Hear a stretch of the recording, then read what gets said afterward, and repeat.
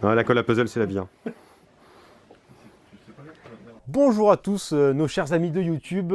Nous allons vous présenter aujourd'hui nos pépites de l'équipe du mois. Donc il y aura un peu de tout, des nouveautés, du réassort, des jeux qui reviennent, des jeux un peu plus anciens, vraiment ce qui nous ont fait kiffer durant le mois. Voilà, pour ma part, ça va être du coup une nouveauté, effectivement, donc c'est Stroganov. Vous l'avez vu le fast sur Instagram peut-être. Stroganov du coup c'est arrivé en début d'année, donc janvier-février, quelque chose comme ça. C'est un jeu de Andreas Steding qui a fait notamment Hansa Teutonica. Ça nous vient de chez Abbey Games pour la distribution. C'est un jeu de 1 à 4 joueurs d'environ 90 minutes. Ce n'est pas vrai, c'est plus long. Et c'est parti, bon, un jeu plutôt expert. Donc Stroganov, vous devez du coup vous incarner des Cosaques qui doivent aller de plus en plus profondément vers la Sibérie pour aller chasser. Donc vous avez différents animaux, des chevreuils, des lapins, des renards, des ours, des tigres, mais évidemment plus l'animal est intéressant, plus ça va vous rapporter de points. C'est un jeu qui va vous rapporter des points victoires de plein de manières différentes. Plus vous allez loin, ça vous rapporte des points. Les animaux vous rapportent des points. Votre gloire, si vous chassez bien et loin, vous rapporte des points. À votre tour, vous aurez en fait différentes actions à faire, basiques et principales, comme se déplacer, chasser, récupérer de la monnaie, des chevaux, etc., etc. Action principale, là où vous êtes, vous pouvez faire l'action, du coup, acheter la tuile, récupérer le village, récupérer la yourte, récupérer les souhaits du tsar, du coup, c'est une condition à remplir, et ça nous rapporte des points de victoire et des bonus. Cela se fait du coup sur une année entière, donc les 3 saisons et l'hiver on se repose bien évidemment, et on va faire ça du coup sur 4 années. Au cours des 4 années, du coup, vous aurez voyagé, chassé, créé des avant-postes, récupéré des yourtes, récupéré des fourrures, de l'argent, etc. On va chanter vos louanges et celui à la fin de la partie qui remporte le plus de points de victoire remporte du coup la victoire. Stroganov, du coup, très, très beau en plus. Voilà un de mes coups de cœur de ce mois-ci.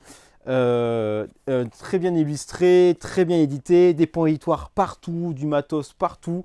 Une merveille d'édition pour le coup. Voilà, c'était ma pépite pour ce mois-ci. Je laisse la suite à mes collègues. Donc Stroganov, on est sur un jeu de 1 à 4.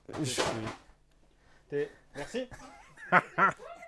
C'est bien la motricité fine. Hein. C'était pile au bon moment, tu vois, vraiment. Ah, du coup, Bonjour, moi c'est Valentine du coup de l'équipe d'Excalibur Montpellier. C'est à mon tour de vous présenter ma pépite de ce mois de février. Alors ça sera Loco Momo. Alors c'est une nouveauté, c'est par un duo d'auteurs Lénie et Léon Liu et une illustratrice Aïcha Lee, donc de chez Blam. C'est un petit jeu donc, qui peut se jouer de 1 jusqu'à 4, ça va être assez court, environ 20 minutes de partie.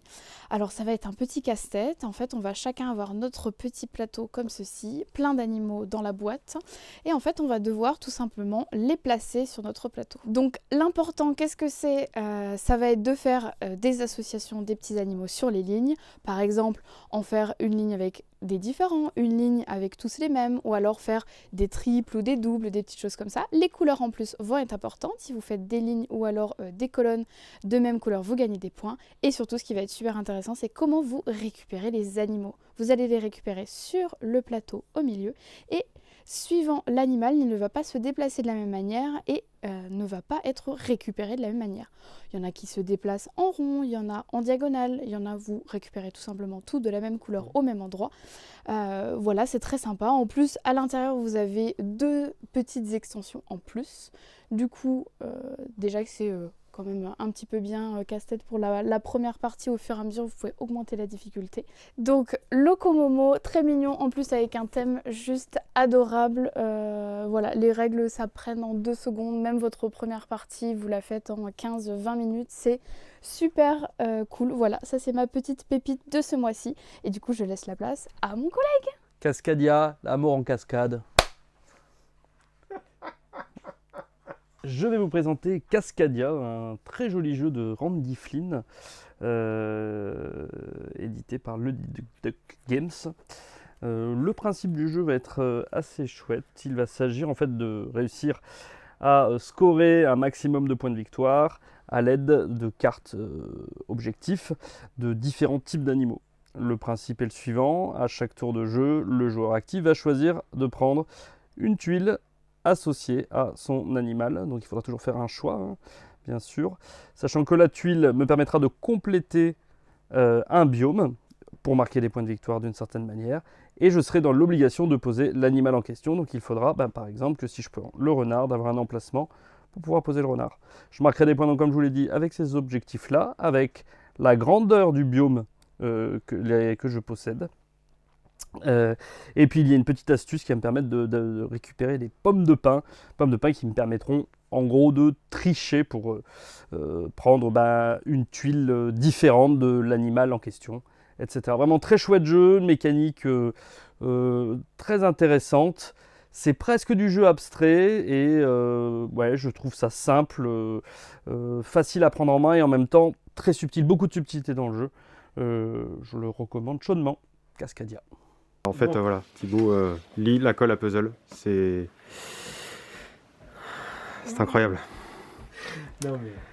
Bonjour tout le monde, moi c'est Lionel, Excalibur. Aujourd'hui je vous présente ma pépite un peu en retard, mais ma pépite de février. Je n'ai pas eu le temps de le tester, il était sorti un peu avant Noël, donc je n'ai pas eu le temps de le tester. Et j'ai enfin pu tester Beyond the Sun. Alors, ce jeu est très très bon, c'est vraiment une pépite. Le petit truc qu'il a, on va commencer par les petits défauts si on peut dire tout de suite, c'est que esthétiquement, il est un peu austère. Oh, je suis d'accord, il est dans la catégorie austère. C'est-à-dire qu'on aurait pu avoir un peu plus d'illustrations, jolies, des choses comme ça, mais ça, c'est secondaire pour moi. Ce qui va compter, ça aurait été un plus bien sûr, mais là maintenant ce qui est secondaire, c'est que ce qui va compter pour moi maintenant, c'est la mécanique du jeu. La mécanique du jeu est absolument géniale. Vous allez avoir... Alors le jeu est très simple, il faut le savoir. Mécaniquement finalement, il est très fluide. Vous pouvez le faire jouer à des gens qui sont habitués à jouer. Hein, on va juste remettre les choses à leur place. Hein, quand même, il faut quand même être habitué à jouer parce que c'est très profond au niveau du développement du jeu. Mais par contre, les règles sont extrêmement simples. Alors le but du jeu. Le jeu se finira quand il y a 4 objectifs, quand les objectifs, 4 points d'objectifs seront été réalisés. Et pour réaliser ces points d'objectifs, eh bien, on va avoir tout un système d'arbres de technologie à développer. Ce développement il est génial parce qu'au départ, vous avez l'arbre de technologie niveau 1, après du 2, du 3 et du 4. Les 2, 3 et 4 ne sont pas dévoilés au départ, donc vous allez les découvrir au fur et à mesure. Vous avez les 4 premiers qui, eux, sont visibles, et vous allez pouvoir vous positionner dessus avec un de vos petits cubes. Alors, c'est un dé, mais qui va avoir plusieurs fonctions. Va vous permettre de gagner immédiatement ce qui est indiqué ici. Et ce qui est génial dans ce jeu, c'est que vous allez avoir la possibilité de développer la technologie de niveau 2 si vous êtes en face. Alors par exemple, si on prend ici, si je veux développer cette technologie-là, il vous faudra que je développe celle-ci et celle-ci. Par contre, celle-ci, j'ai besoin juste de me positionner dessus pour aller développer. Pour le développement suivant, vous allez remplacer des cartes, vous allez gagner des bonus, mais les développements suivants vont se faire aussi en fonction de la couleur des flèches, donc vous avez vraiment une richesse de jeu qui est géniale. Donc ça, c'est la technologie qui va vous permettre de développer donc, votre jeu, et derrière, vous allez avoir le côté espace, avec des planètes, vous allez devoir les posséder, les conquérir, on va dire. Alors au début, si vous avez la possibilité d'être majoritaire, vous allez avoir un bonus dessus. Et après, si vous êtes majoritaire et que vous allez faire l'action conquête, à ce moment-là, cette planète vous appartient et vous ramènera des points de victoire en fin de partie. La mécanique, c'est-à-dire que vous allez avoir votre plateau de jeu personnel ici. Il est extrêmement simple parce qu'à votre tour de jeu, vous allez prendre une de vos pions, un de vos petits cubes, petits dés, que vous allez pouvoir utiliser ici pour donc, développer la technique, je vous disais, ou aller éventuellement dans l'espace. Et derrière, vous allez faire une phase de production. Phase de production, en vérité, vous allez développer soit ça, soit ça, soit ça. C'est-à-dire que vous ne pouvez pas tout faire. C'est-à-dire que le réassort de cubes, vous allez le faire qu'en fonction de cette phase-là. Et plus vous allez développer, plus vous allez avoir de cubes. C'est vraiment très très riche. Franchement, je ne peux pas aller plus loin dans le détail parce que c'est simple, parce que finalement les règles, là, vous les connaissez. C'est très simple. Vous prenez, vous posez, vous faites vos actions. Par contre, la profondeur avec le système d'arbres de technologie est vraiment très bien fait. Donc, bonne rejouabilité, parce que toutes les cartes sont totalement différentes. Fluide, accessible, pour des joueurs, bien entendu, parce que c'est quand même un jeu de joueurs. Voilà, je vous conseille à l'occasion de tester Beyond the Sun. Petite pépite que j'ai découvert au mois de février, enfin. Et ouais, vraiment, ça vaut vraiment le coup. Je vous laisse avec Mehdi qui maintenant vous enchaîner sur un nouveau jeu, sa pépite à lui. Merci, à bientôt, au revoir. J'ai pas un épi là ou non? Non, Thibaut, tu me dirais pas si j'étais mal coiffé de toute façon. Tu m'aimes comme je suis, c'est ça, comme McDonald's, c'est ça. Et moi, je vais terminer cette vidéo avec un livre de jeu de rôle. Alors, c'est pas un jeu de rôle en soi, c'est quelque chose qui est sorti chez DA Architecture Art, qui s'appelle Rouge Flamme. Donc, c'est un livre de Pierre Saliba et Guillaume Tavernier. Donc, Guillaume Tavernier aux illustrations, Pierre Saliba, auteur du jeu. Alors là, vous verrez pas grand-chose dessus, hein. Là, c'est la fiche d'intendance. Parce que dedans, on va jouer une compagnie de mercenaires. Alors on va essayer de montrer 2-3 choses sans divulgacher, bien sûr, qui va parler du royaume de Couronne dans l'univers d'Austérion qu'on a pu voir avec Adventures in Austérion, les brumes, etc.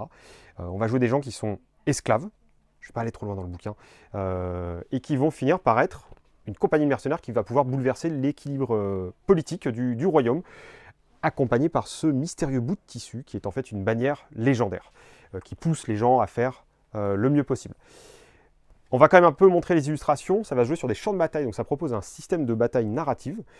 On va avoir un plan qui va servir de déplacement sur des cases avec des petits pions, des petits jetons en carton, qui vont permettre de s'accoler au jeu de rôle que vous faites. Donc que vous jouiez à Donjons et Dragons, que vous jouiez à n'importe quel jeu, hein, que ce soit Chroniques oubliées, que ce soit quel que soit le jeu médiéval fantastique, vous avez de quoi jouer à l'intérieur avec la campagne, donc vous devrez un peu modifier pour l'adapter à votre jeu, ou alors se servir de l'outil générique qu'est le système de jeu de Rouge Flamme. Parce qu'en fait, on va avoir des batailles avec différents objectifs à réaliser. Il faudra envoyer des troupes, soit celles de vos PJ, soit celles de vos PNJ alliés à la troupe de mercenaires, qui vont, et vous allez devoir gagner des points de victoire en un certain temps imparti. Donc il y a une petite dynamique de jeu de plateau, un gros apport narratif quand même, pas mal de tensions, de drama, de twist, de trahison, parce que bien sûr il y a de l'intrigue politique. Bref, je trouve personnellement que les systèmes de bataille en jeu de rôle sont souvent pas excessivement aboutis.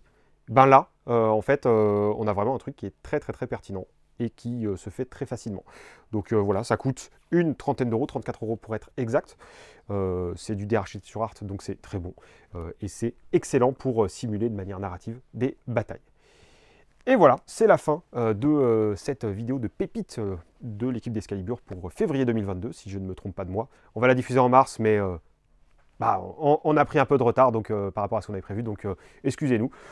Comme d'habitude, hein, si vous avez aimé la vidéo, vous pouvez mettre un pouce bleu, vous pouvez mettre un commentaire pour poser des questions, vous pouvez partager cette vidéo.